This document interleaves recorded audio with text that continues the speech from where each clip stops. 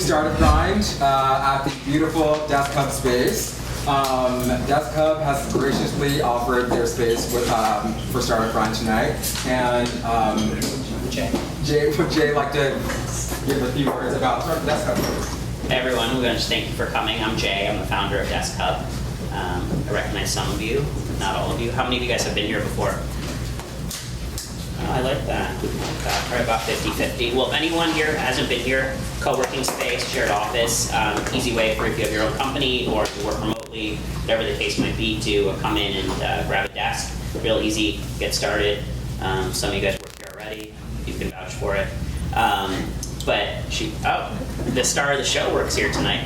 If anyone wants a tour or anything, Bree's in the back. She'll be here. Just happy to give you a tour. Happy to have you guys drop in and work for the day, get started. But we appreciate everyone coming, and we're excited to listen to the event. And I'll hand it back over to Brandon. Yes. Startup Grind is the largest independent startup community. So we have about 215,000 total founders that we've had give talks. It says 185 cities in this slide, but at this point in time we are actually at 200. So doing incredible. Most cities that you do go to, you can probably find a Startup Grind chapter and pop into an event. So Startup Grind values. The values here are to make friends, not contacts. So even if you do pass cards, please be friends, go to coffee, help each other. Which takes me to my next point. Help each other, not just help yourself. So the goal of Startup Grind is to always ask, what can I do for someone else, more than what you can do for yourself. And then the next one is obviously to give more than you're trying to take. So a very holistic approach to Startup Grind. So this is the San Diego chapter team. My name is Brandon. I'm the director. Mian is my co-director, and can you all give her a round of applause because she is the best person ever, best person literally ever. She will be giving the talk tonight, and I'm excited for what she has tonight. So our sponsor tonight, I really hope you guys enjoyed the food, and please grab more. The sponsor tonight is Lucky Bolt. Lucky Bolt started by Kris Schlesser, who is our guest tonight. Chris, where are you at? There we go. So Lucky Bolt is a sustainably sourced food delivery company, and they make great food. The food back there is amazing. So thank you very much to Lucky Bolt. And then DeskHub, once again, for offering their gorgeous split space. If you want to work in a place where you feel inspired and in a beautiful environment, please take a tour. Please sign up to be a coworker here. So, upcoming events, we have Neil Bloom of Hired. That will be the second Thursday of March. Neil knows seemingly everyone in San Diego, so a lot of you probably know him. It will be a great event, and please sign up. Tickets go on sale tomorrow. So with that in mind, I would like to invite Kris Schlesser with a round of applause up.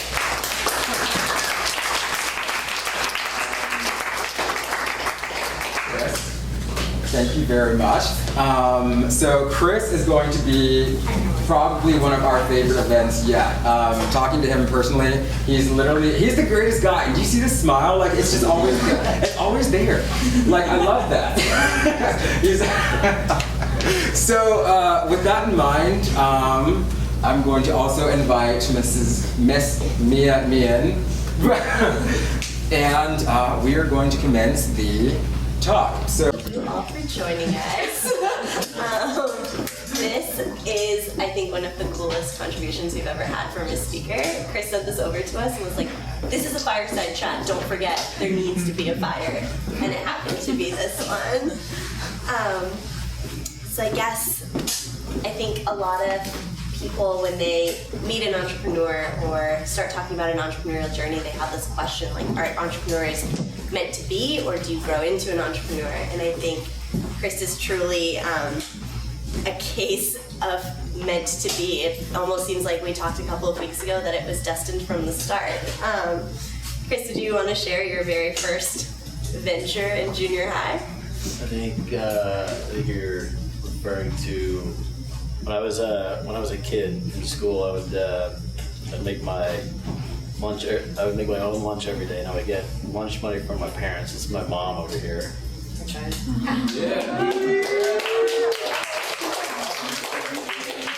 And I walked to school every day, so I would take my lunch money and I would stop off at the store and I would buy candy and stuff, and I would sell it at school and like double or triple my money. And then I don't even know. I was probably just buying snacks with it after school, but yeah. So I was dealing contraband in junior high. And it was food from the get-go. So It was. it's interesting because you would go on to college and move ultimately to Denver to join the Active Network while it was still a startup. Can you maybe share experience of working at such an early stage startup along with some of the burrito inspiration that came from it? Yes. So pretty much my first job out of college was with a company that went on to form the Active Network. I was like the sixth hire, and my role was the jack of all trades. So there was like 3 programmers, 2 founders, and then there's me. And so I was, if we ever wanted to bring in food, which we did every week, I was like the food wrangler. And the office was situated in between Boulder and Denver, which at that time was just a wasteland. There was nothing to eat.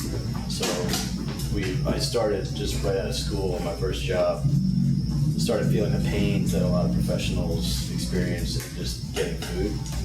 And the burrito inspiration that you're referring to is there were these guys that would come to our office in this office park in the middle of nowhere. They'd come on like Tuesdays with a beer cooler of these burritos, these breakfast burritos that I think they were just making at home. But it was better than nothing, right? And so we would just buy them like 2 or 3 at a time. And I thought that was, I didn't really appreciate it until I got to New York. But that always, I guess the big message there is that when you're in a food desert and someone shows up with a beer cooler full of burritos, it's a pretty good business. Sure, so do you kind of want to talk about how you went from being in this food desert in Denver, moving back to New York, and still finding yourself struggling as a working person to get food? Yeah, so, and I guess in 2001, that's when I moved to New York. I started a career in finance, and again, I was like walking from my apartment in Tribeca to our office, and I had a routine where I'd go into a bodega every day, order a breakfast sandwich with a mirror, like wave my hand, and thought I had it wired, but it was still like a 20-minute routine, for them to make your food, pay. And I kept thinking, I was like, man, if someone just had like that box of burritos right at the front door, they would slay it. And so I was thinking of those guys back in Westminster, Colorado, and I kept having the idea. It was like, if somebody did that, the idea being that if I could order a breakfast burrito from my apartment and then grab it as I'm going in the door of the building, then that would be pretty sweet. So that was the kind of like the inspiration that got me started down the path of Lucky Bowl. Sure, so can you share sort of how we went from burritos in New York to you ended up back here in San Diego, where burritos to a surf venture? Yeah, well, so I never launched that burrito venture in New York. I was working in finance, and finance, everyone's busy, everyone's chained to the desk. So ultimately, I just tired of that whole career and moved out here to become an entrepreneur, kind of in general. Moved in. This is my brother over here, a fellow entrepreneur. So I moved out here, and we were sharing a house, and I had started surfing in when I lived in New York, and it's kind of my surfing story goes like, I rode the subway out to Rockaway Beach one day, an hour, door to beach, bought a board from the shop, and then just started surfing. And so it was like a long subway ride. And one time when, trust me, there's a point to this. So one time I arrived at the beach and it was just dead flat. And I was like, man, I just burned basically 3 hours of my Saturday. Because you have to wait for the subway, then ride it for an hour, and then get to the beach to see that you just got skunked. And then go back, wait for the subway, and then ride it all the way back. And I was thinking, this has got to be avoidable. And so I started thinking about building a system that would prevent that from happening again, give you the information. And when Josh and I were sharing the house, that was like the idea that I was just kind of fixated on, because I had moved here. I was just so stoked that I was able to surf, much more easily than riding the subway. And so I spent 3 years building the Surf Explorer. Do you want to share more about what Surf Explorer was, sort of your journey in going from working at a startup, transitioning to finance, and then foraying back into entrepreneurism? All right, so wait a minute. What was the first part of that? You started at a startup, so you learned something. Oh yeah. Right? And then you brought that to sort of industry. Yeah, well, and starting the Surf Explorer, that was the first independent project that I'd ever took on. Just literally building everything from the ground up. Even at the active network, it was different because there was people and capital and all that sort of thing. So with the Surf Explorer, it really was just like jumping off into the jungle. We had the benefit of both being in the business. Our careers have been in software development or technology development, so we kind of knew what we were doing in terms of just how to build a system. But there was a lot of learning, and it's a very complex problem that the Surf Explorer actually what it does. For those of you who don't know, the Surf Explorer answers the question, where should we surf right now? So it's pulling in all these live data from buoys and weather stations, running it through a system of algorithms and everything. And it really was a complex project if you think about it. We had scientists from Scripps Institute of Oceanography writing code for us, different kind of specialists. We had machine learning specialists.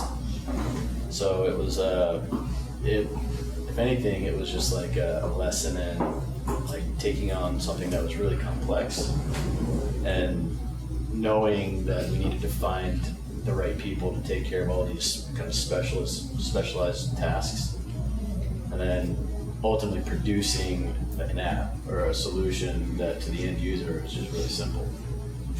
So it's all the complexity is underneath. Kind of how did you go from going through that journey back into food? Was it when you moved back up to San Francisco, or was it when you... Well, I never forgot about that burrito idea. I had built a business plan, and I was trying to get my sister to do it actually, because she graduated, didn't know what she wanted to do, and I was like, do this, I really think it'll work. And so how I ultimately got to it was, so I had launched the Surf Explorer and ultimately realized that the Surf Explorer didn't have a big enough addressable market. There's just not that many surfers that want to pay for a surf app. So while it's really cool, it just wasn't that much of a business. And I was thinking that I kind of had enough steam left to do another venture, and I was like, I got to try this burrito idea. And that was how I came back to that one.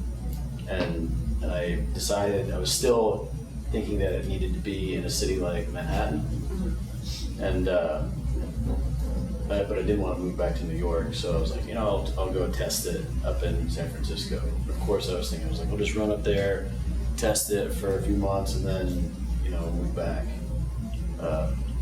So that maybe ended up being 2 years.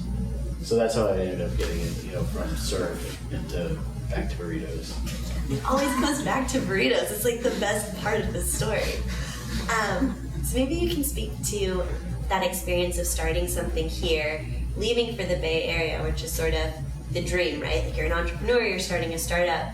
Obviously, you go up to San Francisco, Yeah. It's going to be quick and easy. Yeah, at the time. So it was 2011. So, like the market had already crashed and it started to come back. And the whole time I was working on Surf Explorer here in San Diego, I'm trying to raise money, talking to like the local investor community, and the local investor community is more into like Qualcomm type technology and stuff like that. Not so much like the not a lot of them subscribe to the Silicon Valley model. So I always just felt like my ideas where I was pitching to the wrong crowd, that I needed to be up in the Bay Area. So I was pretty stoked to go up there and kind of swim in that pool, so to speak. And then I guess so. I after you want me to talk about launching in San Francisco? Yeah, and, sort of and what that ultimately, whole yeah. experience was and how and why that brought you back to San Diego. Yeah, so we launched Lucky Bolt in San Francisco, and we had kind of departed from just the burrito idea. Well, it was always going to be a burrito business, but I was like slightly more seasoned entrepreneur at this point, and I'm thinking the real thing that we need to test isn't do people want a delicious, perfect breakfast burrito? Is do they want to order it from their house and then pick it up, on the sidewalk as they're going into the building? So I wanted to avoid setting up a kitchen and hiring a kitchen staff and having to do all that. So we were talking to other restaurants about getting them to make food for us. And then that kind of got us down the path of expanding and like being this delivery service for all sorts of other vendors and stuff. So this is back in 2011, which was kind of at the vanguard of this whole food delivery movement. So it was cool being there. I'm tying it back to the San Francisco experience. It was cool being there, kind of being at the forefront of this whole food delivery phenomenon or movement, whatever you want to call it.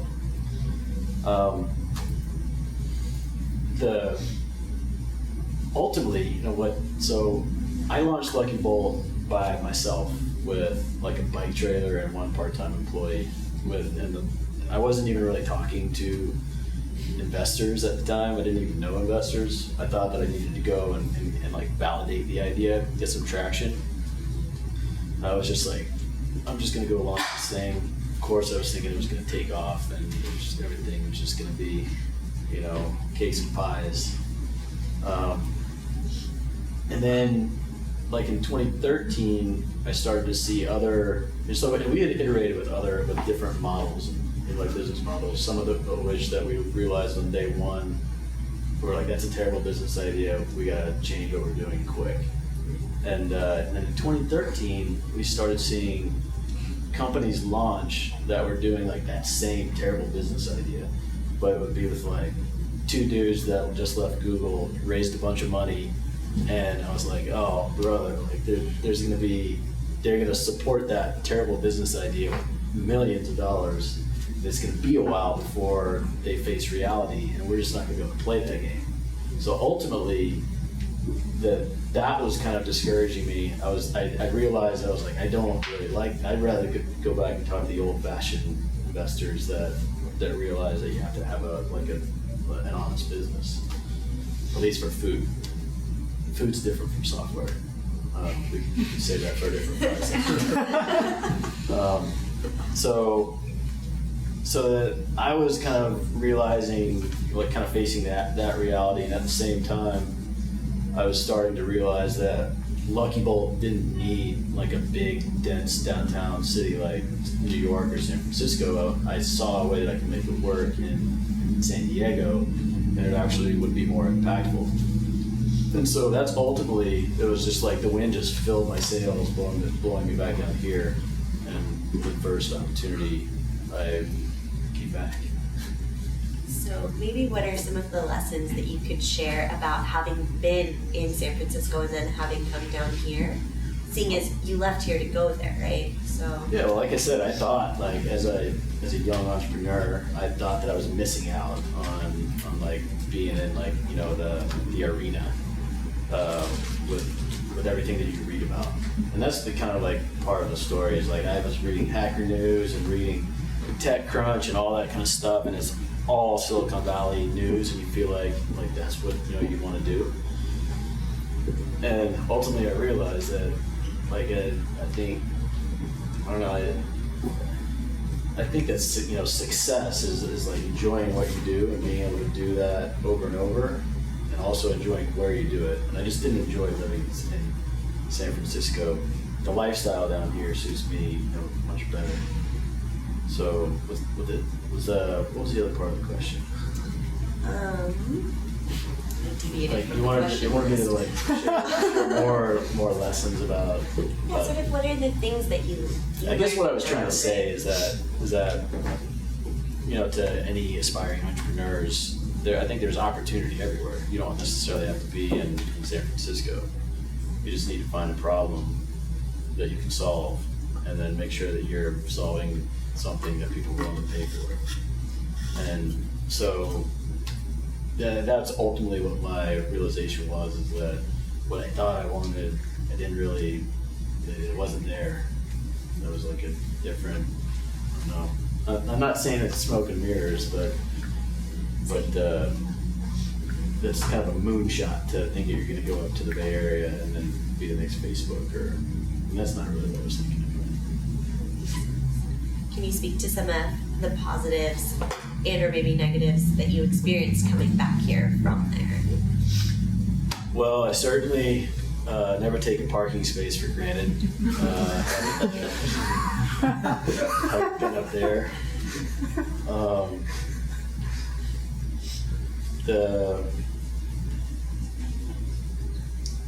don't know.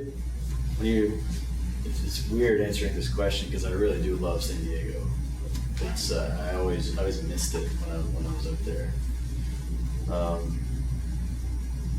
I don't know, the positive for me was just the clarity, like knowing and like having gone up there and kind of had my eyes open to why I went up there to begin with, and then to realize I was like, oh, this is a different game, and it's so if anything that just kind of gave me more I don't know, confidence and gratitude that I was, you know, able to come back here. So some of maybe the challenges that you had that pushed you to leave beyond just the notion that the valley is where you have to be. How did you sort of come about countering some of those things coming back?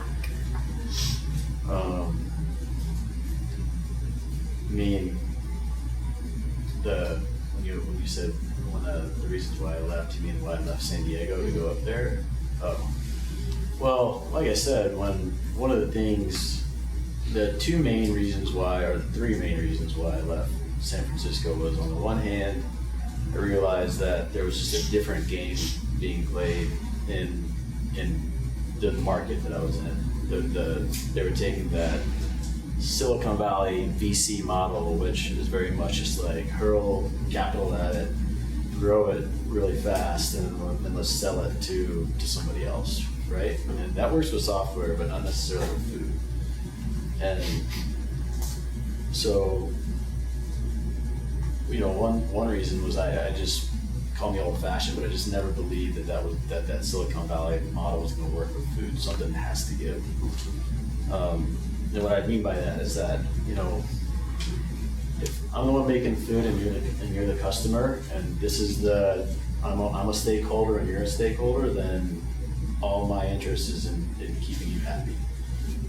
we bring an investor in, then all of a sudden we've got another stakeholder who's going to be like, you know what, keep her like sort of happy.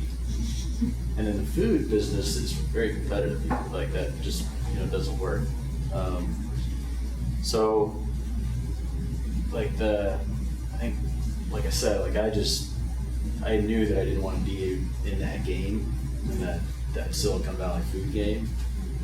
And at the same time, it was I referred to like the realization that Lucky Bowl could work, and the real realization was I was actually meeting with one of my mentors up there, and I had we were having lunch, and I said I want to move the company back to San Diego. And he's like, you can't move until you got to nail one market. And we had been there, at this point we've been in business for a year and a half, never spent a dime on marketing, and we had just grown by word of mouth and proved that people wanted what we do. And I was like, well, what do you mean by nail a market? I was like, I pointed to the traction that we had achieved, and he's like, you got to prove that you can really grow and own a lot of market share. And I said, well, in that case, I don't want our market to be San Francisco. And I said, it's not even it's like the 14th biggest city in the country. But it's very much its own. It's kind of like a microcosm in the sense that because of the whole Silicon Valley community, companies are buying food for all their workers, and they actually have a great like local food shed in the Bay Area. There's a lot of great farms, and it's pretty well distributed. And I was saying, and we're handing out lunches, on bike trailers. And I was like, how's that going to work in a sprawling city like Houston or San Diego?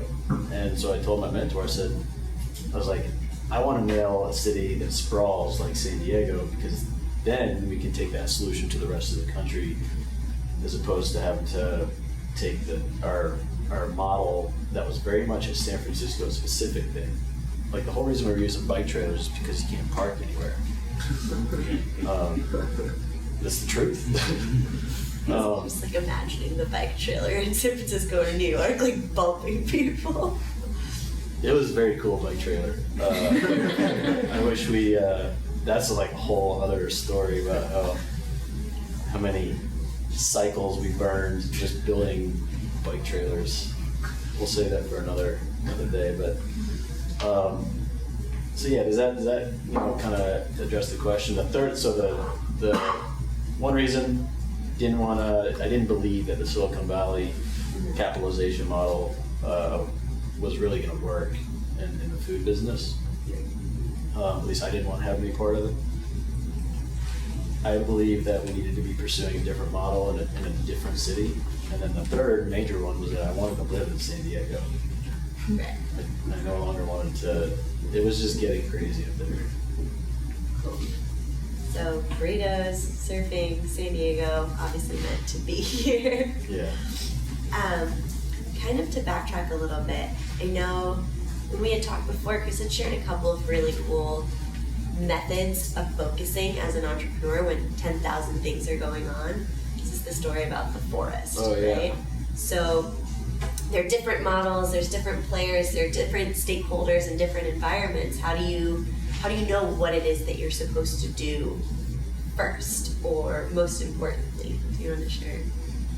Well, the answer is like, how do you know? That's different for everybody. I think that what my main message, like who's an entrepreneur? We just get a sense. All right. So it's not even, you don't have to be an entrepreneur for this to really resonate with you. But when you start a business as an entrepreneur, there is everything that has to get done, right? And it's not just like all the things that you have to do. There's all the opportunities that you're sensing. Like, I saw an opportunity to sell burritos, but I'm really thinking, I was like, dude, we can change food distribution entirely. And but meanwhile, like you're just one person, or maybe you have a team, and you wake up in the morning and you need to focus on what I would say is like the most important thing, today. So I use this metaphor of you can be overwhelmed. It's almost like you're looking at a forest, and the fingers are the trees, right? So you feel like you got to be like chopping down like all these trees all at once. Maybe you're focusing on, on one, but really all these trees aren't necessarily right in front of you. You should be able to line them up in a single file line and find what's the one thing that you need to do today to be able to get to the next one. And I used the example when we first started, this is kind of funny, painfully, but when we first started developing the website for Lucky Bowl, this was back in 2011. So like the web stack was we were using some technology called Mongo. And the reason why we were going with Mongo is because, of course, we were these burritos are gonna be selling like hotcakes. And we're like, how do we need to be able to process 1 million transactions concurrently. And meanwhile, we didn't even have any customers. So we built what I would argue was at the time, it was a very cool stack of technology, but it was pretty poorly assembled, and it ended up coming back to bite us in the butt. And the lesson learned there is that we didn't have to process 1 million transactions concurrently. That was a tree that was like way down the line. And by fixating on that problem too soon, it cost us. It cost us some substantial gray hairs. So yeah, was that the technique? Did you call it a technique? I did. All right. When you describe it that way, you're like, now you visualize the forest and all of the trees. Yeah. Well, the message is you just need to be, disciplined enough to know, okay, what's a problem that we want to have, and what's a problem that we really have, and then you need to focus on the ones that you have today, and then just hope that you get to a point where you have to figure out how to process 1 million transactions concurrently. If you're there, then you've done something really well. So on that, is there other sort of advice that you would give as an entrepreneur through your experience? Well, certainly. So I think one of the things I think is important just in life, but certainly when you're building a business, is you need to be honest. So you should be optimistic, certainly. I mean, at the heart of every entrepreneur is an optimist. But when you're evaluating your opportunities and when you're testing your ideas in the marketplace, you really do need to be honest with yourself. You need to surround yourself with people who are telling you honestly, what's happening. And so, like, when you're interpreting the market signals, you need to know, don't delude yourself and tell have terrible, traction to be like, oh, it's because the weather or whatever. Save yourself and other people a lot of heartache just by making sure that you're being honest about what's happening. And when you're getting advice from mentors, spill your guts. Tell them the good, the bad, and the ugly, so they can help you. So the other piece of advice that kind of goes along with the tree method is a method or the tree technique, whatever, is the discipline. You need to be disciplined about what you're focusing on. Because if you indulge in just working on things that aren't important, then ultimately you're gonna just veer off course, and you might tire. I always say, startups don't fail, founders quit. Well, if you think about it, it's kind of true. I could have hung it up on Lucky Bowl, on day one. I was like, oh, this idea is terrible. The first idea was awful from a business perspective. But sticking with it, knowing that, if I just kept focusing on the problem, that I would find a solution. So having the discipline to stick with it, and like I say, if you surround yourself with good people, they'll keep you on course. That's the other piece of advice is get help. It took me a while working on Monkey Bolt to finally, like, when I launched it, I was like, I'm just gonna do this. I'll get a part-time worker to help me, and we'll show the world. And it was hard, and it took me a while before I, could really just start asking, for help. And the sooner you can do that, and the sooner you can find people that believe in what you're doing, and somehow wrangle them. And I'm looking at these two ladies here and Mom. They're basically the ones that run Lucky Bolt. That's not an exaggeration. So you need to. I think the lesson I learned was that in some cases you have to leave certain tasks and certain initiatives undone, and realize that your real job is to go find the right person to own those responsibilities. I think I restricted our growth a fair amount by thinking I was going to take care of everything, and it's just impossible. So yeah, get help. It was the last one is do something that you enjoy. Do something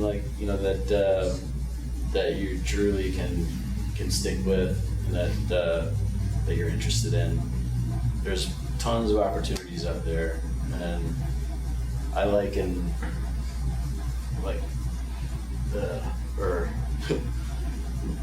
my brother, he was using a metaphor about for startups.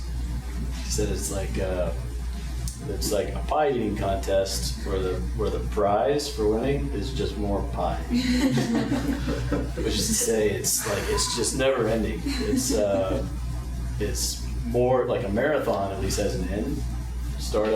Your startup doesn't end unless you quit. And so you just have to realize that and pace yourself. And like I say, it's important that you do something that you're passionate about. Otherwise, you might tire of it. So that's what I think. That was really nice advice. You have to care about what you do, right?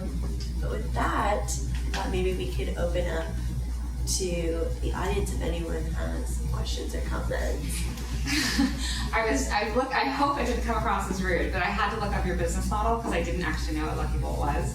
So I was looking at your business to see what it is that you do here in San Diego. And I'm curious to understand how different that model is that you offer today from what you originally concocted in 2011. Well, the original model in 2011, this is actually interesting. So I remember originally it was going to be burritos. Think of these guys with the burritos in a box right at the door of your office. So originally we launched, it was going to be, we used the kind of the analogy of dim sum, but on like a metro scale. So there's going to be like a bike trailer that had sandwiches and salads in it. And the way our first website worked is you would see a map on our homepage, and you'd see a marker, and the markers would move. and so you could click on a map marker, and it was actually very cool at the time to be able to open up a map in a browser and see a marker. We were using just like a regular old smartphone handset, and that was transmitting real-time location. It was cool, right? It worked. But it confounded cutting. Straight food down. What we learned on day one is that people didn't want the food. Imagine an Uber that doesn't come to you. So, yeah, But it's like it's like an Uber that you have to track them down. You have to realize this is back, Like an ice cream truck? this is back like in a very. This is before Uber actually started. I think. 'Cause I was there when Uber started, and we were like, "Oh, dude, this actually works." In 09?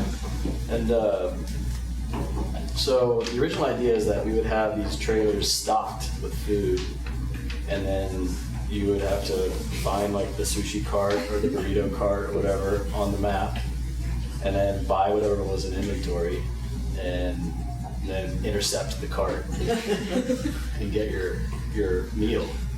And so we learned that people didn't want the food moved, that it's too confusing. And we also learned that because we were buying this food from restaurants, putting it in these really cool insulated boxes. But what we learned, this is what we learned on day one. For every item that we did not sell, so let's say, just to make the math simple, let's say that we're making like $2 in revenue on every item that we sell, but we're paying like $6 for that item. So for every item that we don't sell, we just erased 3 of our sales. So we're like, we gotta sell out every day in order to make this pay. And we were like, no way, we can't do that. So we immediately changed to, okay, we're not gonna move the bike, we're gonna have it in the same spot, just tell us what you want by 11, and then we'll have it there. And so in San Francisco, that's what took off, was like these bicycle-based pickup spots that were located around the city. And you would just order by 11 o'clock, and then we'd have drivers bring the food in, and then you just go and pick up your food. And that's the idea that I was like, that's never gonna work in Houston or in San Diego, like in the Sereno Valley, because there's just not as much density. And so the model now is essentially delivery routes where you just stay at your office and we deliver the food to you. Did that answer the question? Yeah, for sure. It's just great. And now we have our own kitchen where we're making food. That was always the motive. Like we knew we wanted to make food, but we wanted to test the idea, and we saw an opportunity to just work with trusted restaurants, with trusted brands, use their food to build a customer base, and then open the kitchen. So is it a mix of your own food and? Yeah, we're doing more and more Lucky Bolt food because we actually can control the quality. And the cost. Yeah. With food, the margins are so just thin, throughout the supply chain, that the more ownership you can take, then the more control. Yeah. Good question. Got a question? Yes, you there in the back. Yeah. So, what percent of the knowledge that you have today about the food industry you had, knowing what you know now, did you have when you started?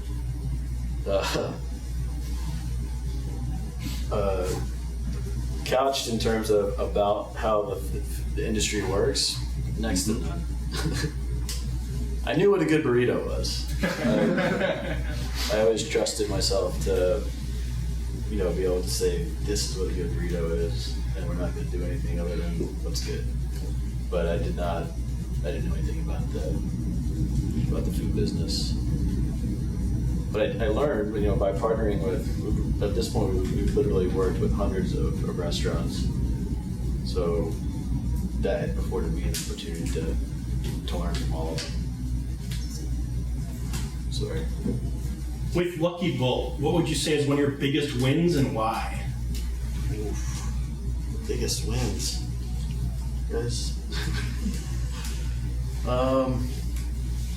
For me, the biggest win, this is gonna sound corny, but I really am grateful, the fact that I get to keep working on Lucky Bolt. I think the biggest win was, so just this past year, we cracked $1 million in sales and actually generated a profit for the first time. And,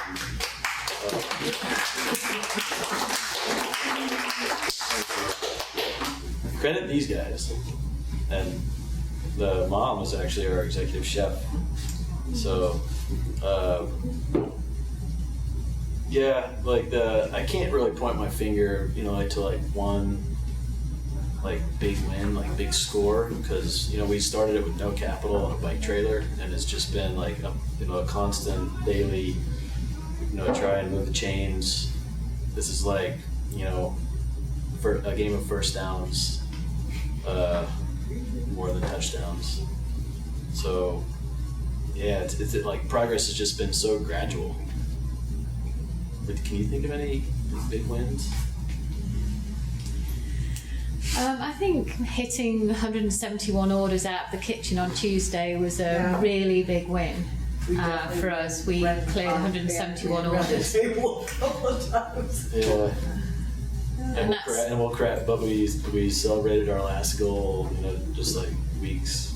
So even that was just an incremental It was incremental. improvement over the last goal. So But it's meeting those incremental changes, though, is a big thing. I think you set really realistic targets. Yeah. When you don't have any capital, it's like you really do have to just go for the first down, and that's like, that's good. That's progress. So I can't think of any time that we've like thrown for the end zone or anything like that. There's been like, I want to chime in. yeah. I mean, I've taken a $1 billion company public. It's all that way, Yeah. like from nothing. He's talking, the company that he took public, Active Network, was the company that I He started hired my me. career at. I was there, I was the, But it's just moving the change every day. Little bits. there's been like, there's been cases where like we would get press and all like that like blows up the volume and increases business by an order of magnitude. So like things like that, like where you definitely feel the wind in your face, that would be a good example. I wish I had something better for you. No, that's good. I like the profit part. Yeah. From a marketing perspective, so you moved into 2 separate markets. How did you get your very first customer, and then how did you gain traction? This is a really cool question. And it has Because something to do with burritos. actually, no. So this is so we didn't have any money to spend on marketing. In San Francisco, there's a place in San Francisco called Ike's Place, and they had been on like Food Network, and they had like a Twitter following of like, this is back in 2011, so they had like 1,800 followers, which was like a lot of sway there, and we had the wherewithal to just buy Ike's Place sandwiches and then put them in our trailer, and then tweet to a following of 0, but tweet at Ike's Place and just say, hey everybody, you can get Ike's Place sandwiches in downtown San Francisco, and people would just like come out of the woodwork. Like, But I mean, you're buying sandwiches, so you have to know that someone's going to be there. So did you have any? Oh, you. well, truth be told, on day one, Yeah. sold one item to a buddy of mine that worked at Bank of America, because I emailed him and was like, hey man, like, come and get a sandwich, I'll give it to you. So I think his order is still in our system. Jesse Shute. He went to Vanderbilt, where I went to. So Jesse bought a sandwich that first day, and then the next day we sold 2, and then the next day it was 4, and then the next day it was 7, and so it was just word of mouth. We didn't even have signs or anything. Customers that were like our fans, they were always like, you guys gotta have t-shirts, you should have signs. And I was like, I didn't even have time to even try and think about, getting into this stuff. So the answer is it was just word of mouth. And I kind of wanted it to be that way. I wanted it to, like, if it worked, I wanted it to be like ants to a picnic basket, where it just stood on its own 2 legs and it wasn't really, artificially inflated or anything like that. So that's how we started in San Francisco. And then when I came back here, I just went to Active Network. That was before they moved the company to Dallas. So, and the guy who originally hired me there was the CEO, who is working with Josh now. And so I just went and met with him. I was like, look, here's what I've been working on for the past couple of years. Clearly, I think you guys could use it. And we set it up there. And then it's the sort of thing where you just tell somebody, you're like, hey, would you like to be able to get good food delivered for free? And they're like, yeah. And so everywhere we just tell people, and then we add their office to our delivery routes, and it would just grow by kind of word of mouth. Now we've kind of learned, more how to drive customer acquisition, but that's how we did it in the beginning. Yeah. Yes. I've got 2 quick questions for you. So it sounds like you're really bootstrapping. So when you got started, what were the first systems that you put into place on the back end, like CRM or something to conduct social media, so accounting? So that's, and I realize you started like on your own, but when did you put those in? And the second question is, then what are the positions you actually hired? And what were those positions, like the first 2 or 3 positions you hired? Good questions. Systems. We didn't have a CRM until probably 2 years ago, until we really started getting serious about customer acquisition. That was like 2014. What did you put in, by the way? Like what CRM? We started with Zoho, and then pretty quickly abandoned Zoho and went for Salesforce IQ, Okay. which is a pretty affordable solution. We used like QuickBooks Online for keeping track of just like payable invoices and stuff like that. We didn't even have like a proper payroll system until, was it last year? Or? Yeah, last year. Yeah. We were always just like doing like direct deposit. And then we started using Zen Payroll, which is now Gusto. But then we switched from that over to Paychex. So those are the types of systems that like the core of Lucky Bolt, what enables us to do what we do, is our own system. So that was like the first system that we were using. And that's a homegrown platform. And in terms of hires, the customer support and like these 2 ladies right here, they really do keep everything running smoothly. So your first hires were customer support, like full time? Well, it's like, yeah, like customer support, ops support. You could call it. It's all of the above. What about any type of advertising, social media, doing anything online? Did you outsource that, or We never really had any money to do ads. We started doing like a little bit of Facebook ads and stuff like that, and we would get like interns to do social media stuff. So we would this is like back in like 2013. We would start posting stuff to like Facebook, using what do you call it, Hootsuite, so you can like type stuff out. Now Shannon actually takes care of the Facebook, all that sort of stuff, and we all just kind of tag team Instagram whenever it occurs to us. So yeah, we're not quite as put together on like the whole social media marketing front, just due to we've always been just starved for cash, and for us, just like the way that our marketing and our operations are kind of tied at the toes, because like all of our customers need to be located in a very tight area, so we have to build a route. So we've always just done like customer outreach. We go put flyers on on a door of a car, or walk into a lobby, or send direct mail. Those are the types of things that work best for us. How does the direct mail work for you? So what does that look like? Well, the way we do it, it's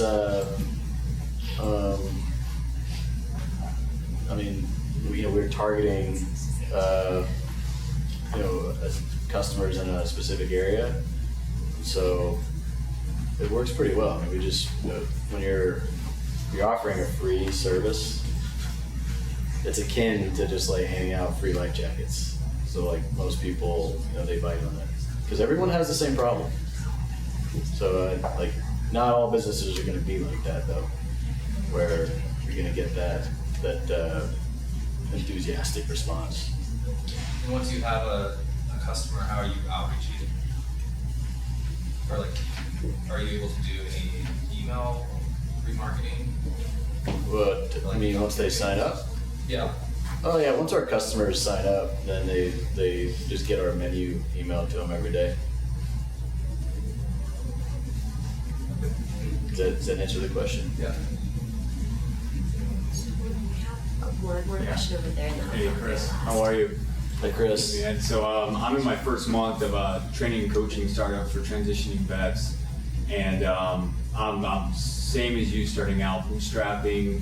Not a lot of capital starting up. So what's your idea and your thoughts around, or your philosophy in a business startup and finding funding, maybe doing a Kickstarter campaign versus just doing it out of pocket and getting started? Well, every business is going to be different.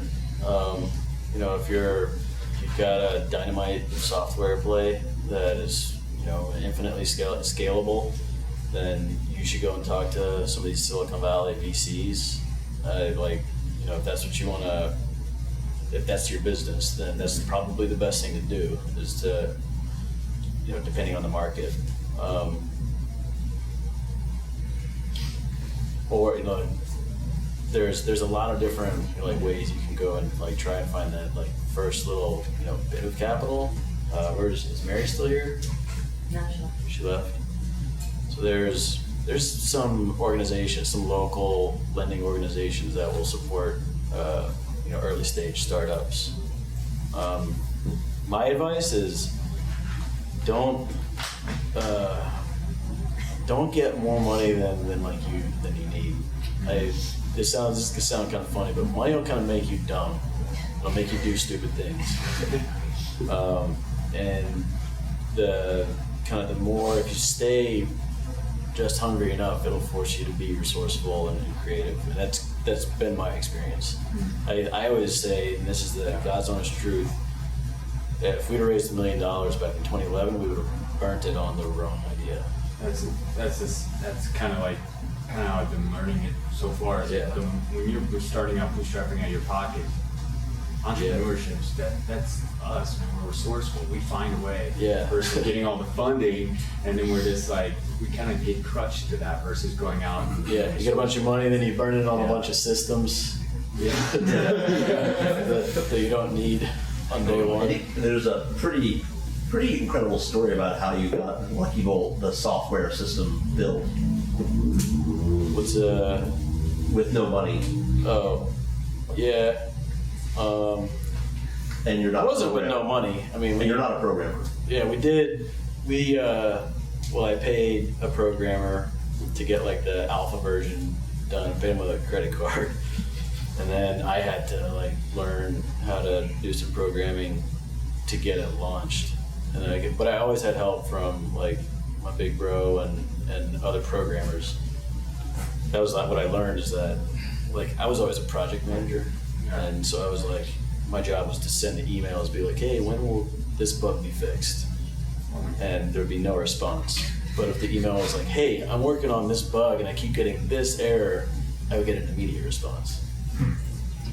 So yeah, for coaching and getting new entrepreneurs started, get a mentor, get someone who's kind of been in the battlefield before, and just be realistic about how much, if you need capital, if you're building widgets or something like that, then you might need to get some capital.